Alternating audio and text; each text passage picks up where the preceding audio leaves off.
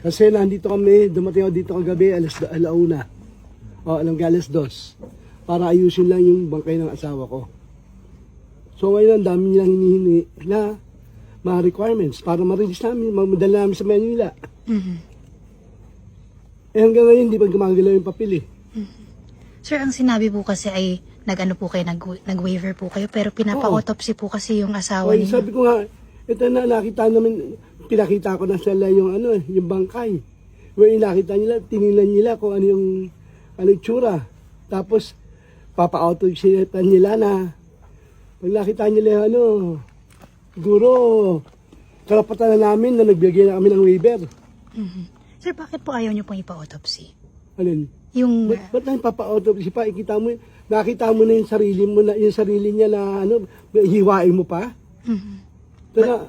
Kasi nakita na ako ng in-autopsy, binubuksan buo. Tapos bayaan lang, iiwan na lang ng mga mag-autopsy. Ikaw ba gusto mo namatay ka na? Gusto pang yun?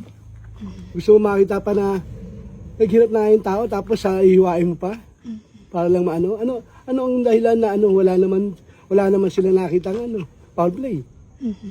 May kahilingan po kayo sa government, sir? Hinihiling ko lang kasi ako galing rin ang gobyerno eh. Eh sobra yung yan na nagpakahirap ang asawa ko. 42 years in service. Tapos ayan ang nangyayari. Gusto po niyo magbigay ng reaction, sir, sa attention na binibigay namin? Ako saan galing rin sa trabaho eh. Galing rin sa gobyerno eh. Kaya nga lumabas ako sa gobyerno eh. sir, gano'ng kasakit sa pamilya niyo na naantala pa po yung pagpaproseso po sa bangkay ng asawa niyo? Ayun nga Nagluluksa nandito po kami kayo. para eh. Tapos ang dami pa nilang requirements. So, ganun ba yung nagdudusa na kami tapos ito ang ramdaman mo, pahirapan ka pa. Pero sir, nakikilala niyo po yung, Oo. yung mukha ng asawa niyo? Oo, kilala ng anak ko, kaya bigay kami ng waiver. Ano pa gusto nilang punto? So, Na para patunayan, gaano katagal kami nagsama ng asawa ko. naniniwala po kayo aksidente po yung pagkahulog Oo. niya? Kasi, ang punto lang naman doon, nagpunta siya dito para mag-unwind kasi masyado madaming pressure na. Kasi kaugnay po yan nung sa flood Oo, control, sa sir. flood control. Siguro, kasi hindi kami nag-uusap tungkol sa sa kaso ng flood control. Hindi kami nag-uusap na pag yung isang kaso niya na sabi ka may attorney ka, ibahala yung attorney mo Dahil kaming mag-asawa, iba yung namin. Pareha kaming engineer, kaya ayaw ko namin ka ng professional jealousy. Kaya umalis ako sa gobyerno. So, ang gusto niyo po, ma-release na po. Oo, yun lang gusto namin.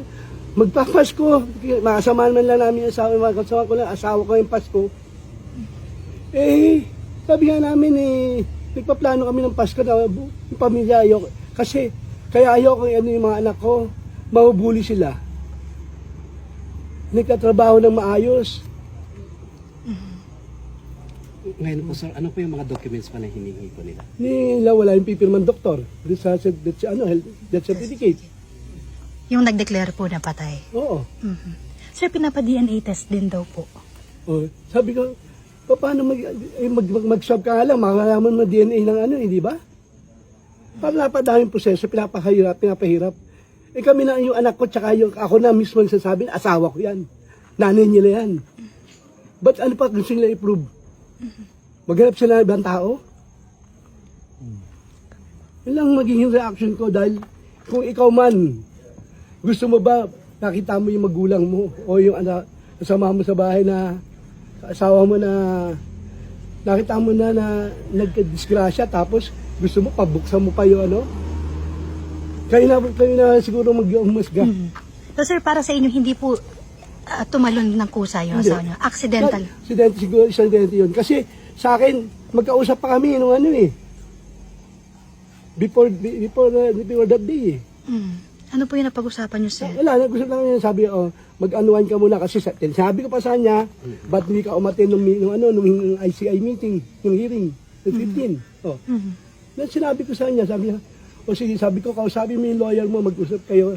Dahil hindi tayo nagpapakailaman sa trabaho yan Hindi ako nakikialam ng trabaho Sir, last na lang, nasaan yung cellphone at mga gadget po? Ako hindi pa nakikita, simula dumating ako dito. Kasi inasikaso ko siya. So yung gamit, wala akong nakitang gamit. Sabi po kasi sinuli sa inyo. Wala siya solid. Ako, dumating ako dito alas 2. Sabi nila, sinoli. So wala pa ako nakita. Kinausap ko, anak ko, wala silang gamit na ano. Asikaso ko pa namin yung gamit. Siyempre, asikaso namin yung tao. Okay. Sige, sir. Maraming